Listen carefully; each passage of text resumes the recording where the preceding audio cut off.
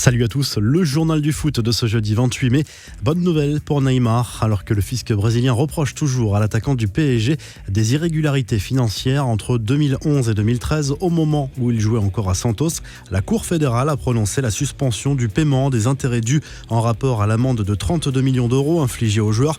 D'après Globo Esporte, cette décision pourrait permettre à Neymar d'économiser 15 millions d'euros au passage. La vidéo qui pourrait tout changer au sujet du transfert d'Emiliano Sala. La presse anglaise a dévoilé ce mercredi des images du joueur lors de la signature de son contrat avec le club de Cardiff, qui affirmait pourtant que l'opération n'avait pas été bouclée totalement. Cet élément pourrait aider le FC Nantes à récupérer l'indemnité de transfert intégrale pour le buteur argentin lors du règlement de cette affaire devant le tribunal arbitral du sport.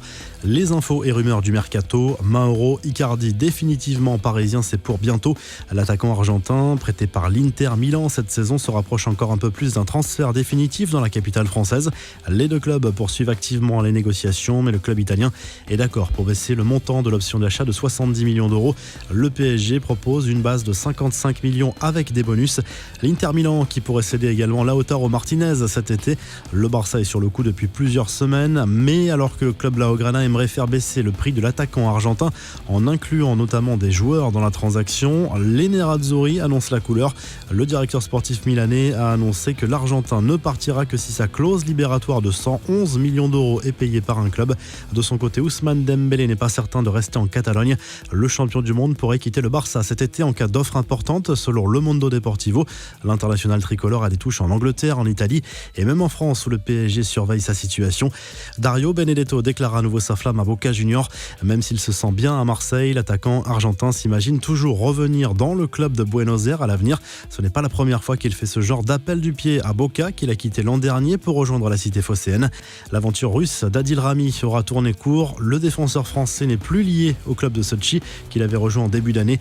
L'ancien Marseillais n'a pas disputé le moindre match avec le club russe et affirme ne pas avoir été payé. Une chose est sûre, Rami veut continuer sa carrière. L'avenir de Philippe Coutinho semble se dessiner en Angleterre. D'après Le Mondo Deportivo, le Brésilien, qui appartient toujours au Barça, souhaite revenir en Première Ligue après son aventure mitigée au Bayern. Chelsea, Manchester United, Newcastle, Leicester et Arsenal sont visiblement sur le coup. Quelques infos en bref: on connaît l'attachement d'Antoine Griezmann pour l'Olympique de Marseille. L'attaquant du Barça a affiché un maillot de l'OM sur les réseaux sociaux, un cadeau destiné à son fils qui a suscité de nombreuses réactions et même quelques moqueries. Certains ont suggéré que cette tunique pour enfants était sans doute destinée à Mathieu Valbuena, ce qui a fait réagir le champion du monde. Moyen, a répondu à Griezmann à l'un des commentaires. Zlatan Ibrahimovic est rentré en Suède, victime d'une blessure au mollet lundi à l'entraînement. Le buteur du Milan AC a choisi de quitter l'Italie pour passer les prochains jours dans son pays natal. Ses dirigeants espèrent le revoir dès la semaine prochaine. Sans surprise, le COMEX de la Fédération française de football a retoqué le projet d'une Ligue 2 à 22 clubs, voté par la LFP la semaine dernière. Dans ce cas, c'est la fédération qui a le dernier mot. Orléans et Le Mans sont bel et bien relégués en national. Enfin, Neymar adore partager des moments de complicité avec son fils sur les réseaux sociaux. Des moments plus drôles aussi, comme ici où l'attaquant du PSG s'est amusé à piéger son fils en lui proposant un jeu avec des balles de ping-pong jusqu'au moment où le Brésilien a troqué ses balles pour un œuf, ce qui a bien fait rire la star du PSG. La revue de presse direction l'Espagne, où le journal Marca consacre sa une à Gareth Bale. Dans une vidéo sur YouTube, le Gallois a reconnu que les sifflets à son encontre l'avaient beaucoup affecté. Cela a sans doute eu des conséquences sur ses performances, de son propre aveu. Le journal Sport consacre sa une à Lionel Messi. Le joueur du Barça s'est confié à un sponsor sur la reprise de la Liga.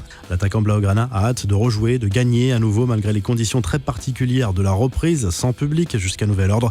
En Italie, la Gazzetta dello Sport évoque bien sûr la potentielle reprise de la Serie A et consacre surtout un gros dossier à Mario Balotelli. Le quotidien sportif évoque la probable fin de l'aventure de l'Italien à Brescia en revenant sur ses frasques tout au long de sa carrière. Enfin, Tuttosport parle du mercato d'été de la Juve. La vieille dame abandonne la piste du Brésilien Arthur qui souhaite rester au Barça. La nouvelle priorité se nomme Jorginho, ancien napolitain aujourd'hui à Chelsea. Vous retrouvez l'actu foot sur topmercato.com, l'appli Top Mercato, et à très vite pour un nouveau journal du foot.